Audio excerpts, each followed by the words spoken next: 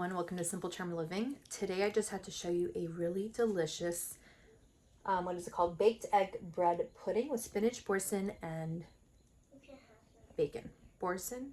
I don't know what you call it.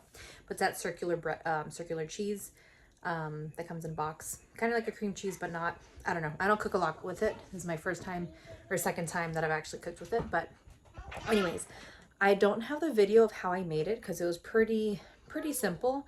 But I wanted to show you what it looked like. The only thing that I did not add was the, it probably could have used a little bit more bacon.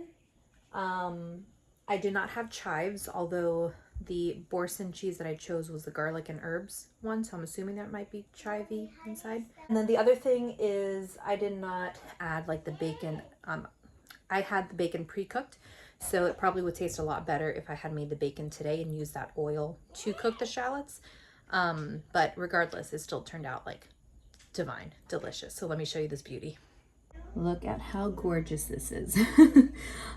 It just tastes delicious. It smells delicious. The texture is fantastic. I did not make it in the ramekins. I could have, but my ramekins are not 10 ounces. So I put it instead in this, I don't even know what size this is. I'll have to look back and see, but I fit in here. It was a perfect size for it. And anyways, it turned out phenomenal. And so this is my second serving because my daughter ended up eating it. My 18-month-old like loves it too. So anyways, but look how delicious it is. I even used like hard bread. Like, let me show you how hard this is. It's French bread, but like it has like no give. I am pressing hard on it and there's like no give.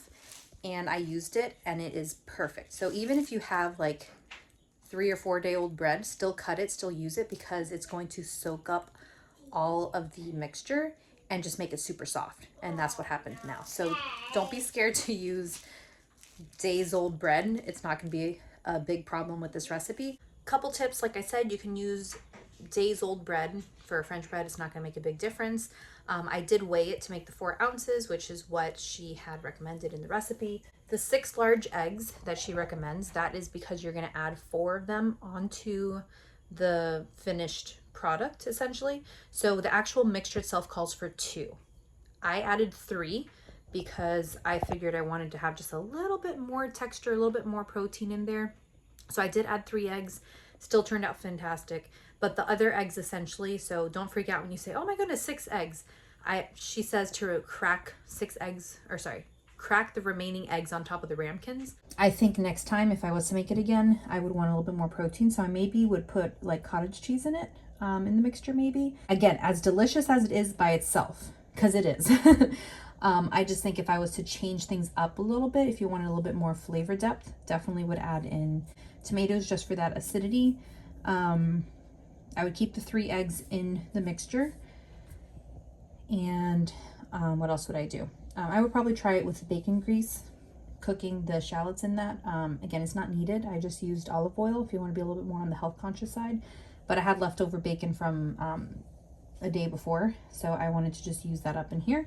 But either way, I'm sure it's going to taste delicious.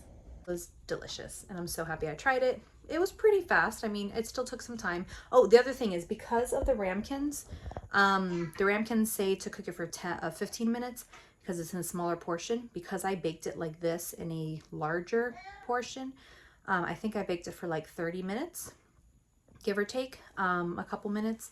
I kind of just eyeballed it. I think it was 30 minutes though.